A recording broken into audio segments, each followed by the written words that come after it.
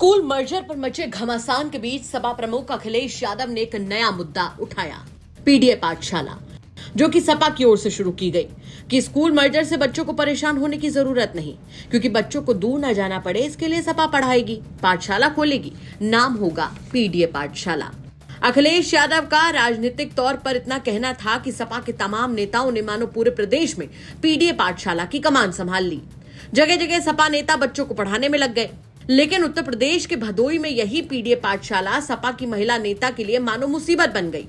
सपा की पूर्व विधानसभा प्रत्याशी अंजनी सरोज के खिलाफ इसी चक्कर में एफआईआर तक दर्ज हो गई। चलिए आपको बताते हैं पूरा मामला विस्तार से।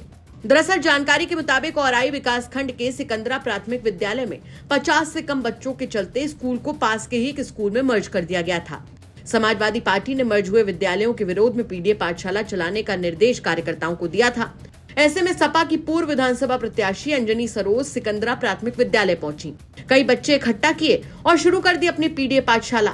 लेकिन लगता है कि पढ़ाई से ज्यादा ध्यान पार्टी के प्रचार पर दे दिया गया, क्योंकि पीडीए पाठशाला के दौरान ही बच्चों के हाथों में समाजवादी पार्टी आएगी, पुनः विद्यालय खुलवाएगी के पोस्टर पकड़ाकर फोटो खिंचवाई गई और जमकर बच्चों से पार्टी का प्रचार प्रसार भी करवाया गया।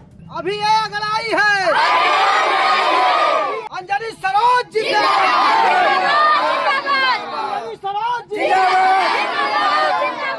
अंजनी तुम संघर्ष करो, अंजनी तुम संघर्ष करो।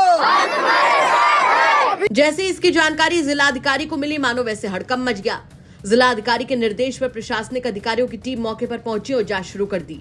जांच के आधार पर ही अंजनी सरोज पर शिक्षा व्यवस्था का राजनीतिक दुरुपयोग करने और बच्चों को पार्टी प्रचार में शामिल करने के आरोप में चौरी थाने में एफआईआर दर्ज हो गई। पुलिस अब मामले की जांच में जुट गई है। औराई तहसील में सिकंदरा नाम का एक गांव है, जहां पर हमारा जो है प्राथमिक पाठशाला थी।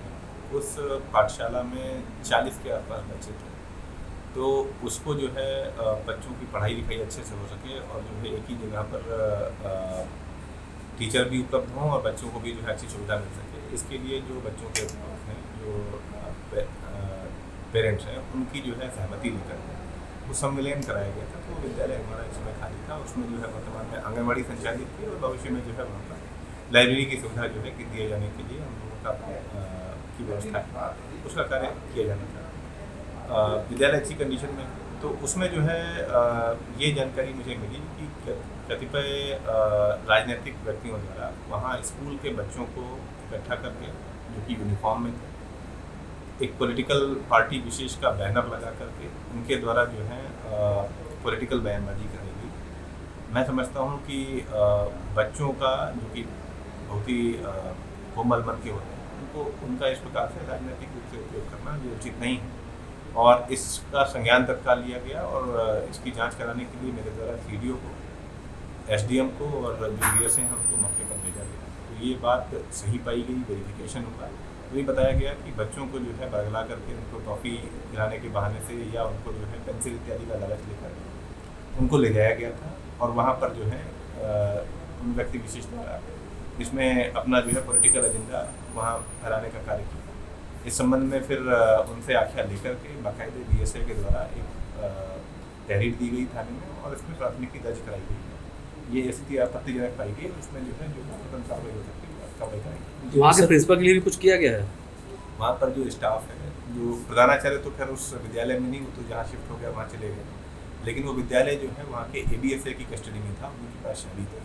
चूँकि विद्यालय प्रेमाइसिस का जो है दुरुपयोग हुआ है, तो एबीएसए की विरुद्ध भी जो है विभागीय कार्रवाई संचालित की।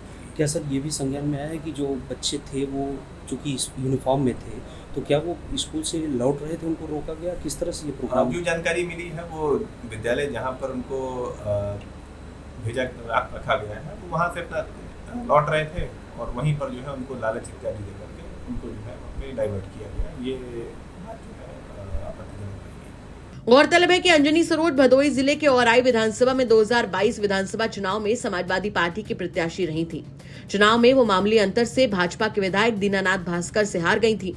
वहीं पीडीए पाठशाला पर दर्ज एफआईआर पर अंजनी सरोज का कहना है कि भाजपा के दबाव में कार्रवाई की गई है। बच्चों के लिए आवाज उठाना कोई गुनाह नहीं है। अगर उन्हें जेल भी भेज दिया गया तो उन्हें कोई डर नहीं, वो ऐसे ही मुद्दे उठाती रहेंगी। ग्राम सभा सिकंदरा के प्राथमिक विद्यालय को बंद किया गया था। उसी के संबंध में सैकड़ों ग्रामीण महिलाएं और सभी लोग वहाँ के कलेक्ट्रेट पे आए हुए थे और हमें भी सूचना हुआ। आपको पता भी होगा कि बीटीगढ़ में ये पीडीए पाठशाला लगाया तो यहाँ के जो भारतीय जनता पार्टी के लोग हैं हमारे ऊपर मुकदमा में दर्ज करा दिए कि आप पीडीए पाठशाला क्यों वहाँ पे चलाएं।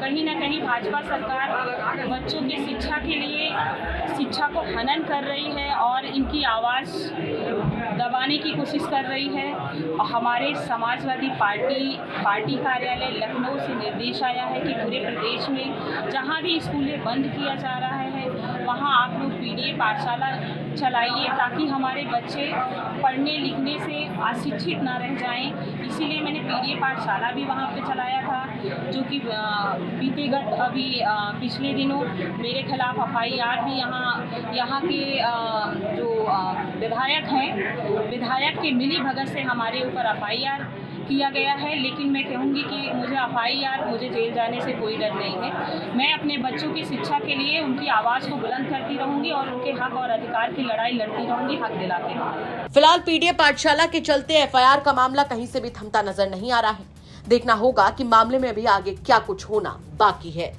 वैसे आपका क्या कुछ कहना है इस खबर को लेकर हमें कमेंट करके जरूर बताएं। भदोई से महेश जायसवाल की रिपोर्ट, यूपी तक।